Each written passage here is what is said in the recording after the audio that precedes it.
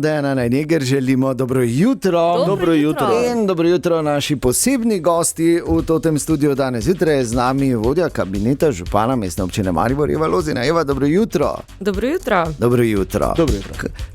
Kaj je danes na občini? Imamo novo rubriko. Kako je danes na občini, težko povem, ker še nisem bila tam. Smela sestanek zunaj občine, preden sem prišla k vam, ampak prepričana sem, da je pri nas že vse v pripravah na čistilno akcijo.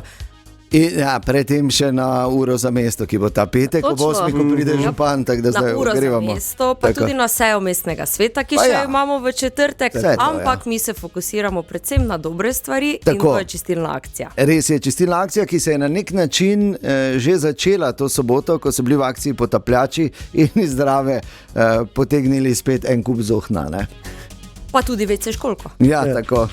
Res je, čistilna akcija Moji odpadki, moja skrb jo letos organiziramo že 7. leto skupaj z podjetji skupine JHMB in seveda vsemi nami Mariborčani, ki se vsako leto res pridno udeležijo in upam, da se bomo tudi letos. Ja, absolutno. Torej 5. in 12. april, to sta datuma, ki jo je treba si zapisati, ko bomo naredili naše mesto, naše mestne četrti vse še lepše in bolj čiste. Tako je, to sta dva najbolj pomembna datuma, namreč 5. aprila imamo čistilno akcijo na levem bregu Drave in v mestni četrti Studenci, 12. aprila pa imamo čistilno akcijo na desnem bregu reke Drave.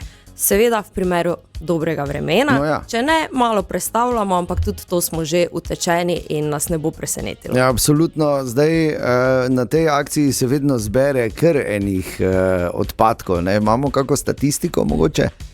Zbere se kar enih odpadkov, res je, Snaga vsako leto te podatke potem tudi objavi. Zdaj najbolj pereče v vsem tem je, ne, da vsako leto znova zberemo te odpadke in verjetno, če bi šli jeseni, bi tudi imeli že kaj za nabrati, zaradi tega mi vedno to čistilno akcijo izkoristimo tudi zato, da ljudi ozaveščamo, da so naši odpadki naša skrb, da mi moramo poskrbeti za njih, da če nekaj nekam prinesemo, ni koša, odnesemo, ne vržemo na tla ali pa v naravo ali pa kamorkoli, zaradi tega, ker to vse puščamo nam in tudi našim naslednikom. Absolutno, tako v planinah bi morali biti, ne? Absolutno. Tam tudi ni košo, v bistvu. Tako in tam se ve, tudi če prideš na planinsko kočo, vse skupaj odneseš nazaj v dolino in tam poskrbiš, da so odpadki pravilno reciklirani oziroma oddani tam, ko je mesto. No, tako. In to je v koš, ne na tla. Ja, in kljub temu, da vse je v redu, ker se razkura. Torej, dejstvo je, da se vedno znova, mislim, te navade ne spreminjajo, ampak verjetno pa trend zagotovo gre na boljše. Saj bi želel verjeti, da je tako. Trend gre na boljše, to so nam potrdili tudi ta vikend potapljači, ki so našli za odtenek manj smeti kot običajno, pa tudi manj je bilo teh nekih eksponatov prav posebnih. Mi smo se letos odločili, da zaposleni na Mestni občini Maribor in v holdingu bomo znova se potrudili biti najboljši vzgled in bomo letos v okviru čistilne akcije preuredili znova tržnico Tabor in železniško postajo Maribor Tabor, ker je tu ogromno tudi nekih porisanih grafitov in tega, zato bi želeli, da letos gremo malo širše samo od pobiranja smeti, ampak da tudi urejamo okolje na tak način, da poskrbimo za porisane stene, kjer to ne bi bilo potrebno. Kasneje pa tudi razmišljamo, da bi mogoče organizirali nekaj, da pa bi namenili vsem tistim, ki radi rišejo po stenah, prostor in čas, da to tudi naredijo. To bi bilo super. Tisti, ki zna, ne da napišeš Anita, ljubim te, tako zelo slabo. Ali pa tisti legendarni, ki je bil doli pod arkadami na Lentu po Maruljcah, se prdi. Recimo, ni nekaj, in tako da bojo tudi mariborski Banksy dobili potem nekak svoj super. Fenomenalno. Drugače pa se seveda vsako leto veliko občank in občanov udeleži te akcije. Kaj moraš imeti kaj sabo, zakaj je poskrbljeno? Ne, razen dobre volje, čisto nič ni potrebno imeti s seboj. Mi zagotovimo tako rokavice, tako na zbirnih mestih, zagotovimo tudi vreče. Snaga nam potem tukaj priskoči na pomoč in odpelje vse te odpadke. Tako da vse, kar je pomembno, je, da pogledate na spletu, kje so tiste točke zbirnih mest, kamor se lahko odpravite s smetmi in se preprosto odpravite na sprehod. Pozivamo vse, da ne rabijo biti omejeni samo na svoj del mesta, kjer stanujejo, lahko je to sprehod po Stražunu, lahko je to v Brestenici, kamorkoli se lahko odpravite in v bistvu pobirate smeti.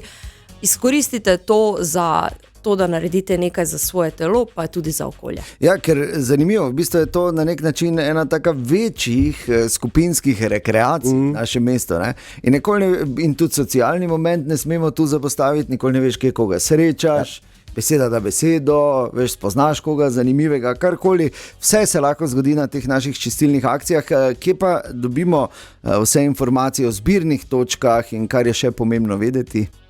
Vse informacije najdete na spletni strani Mestne občine Maribor, pa tudi na naših družbenih omrežjih. Veliko tudi namenjamo pozornosti tem, da bodo naši najmlajši vedeli, kje in kaj, zato bodo se tudi v vseh šolah in vrtcih posebni plakati namenili z vsemi informacijami, ki so potrebni. Letos pa za tudi najmlajše organiziramo posebno razstavo, namreč spodbudili smo šole in vrtce, da iz pobranih smeti, ker to res vsako leto se množično odzovejo na našo čistilno akcijo, poskusijo narediti tudi posebne skulpture, ki jih bomo kasneje dali na razstavo, ki jo bomo odprli v razstavnem centru Rotoš in bo tam na voljo od 22. aprila. No, super. Je še kaj, kar je treba povedati, ko se nekako začenjamo zares pripravljati na to čistilno akcijo, Eva, da ne bi slučajno kaj pozabili? Letos imamo posebno novost in to je aplikacija Ekovaruh. Namreč pogosto se je zgodilo, da si šel nekam v naravo, videl kup smeti in nisi vedel, kaj zdaj točno,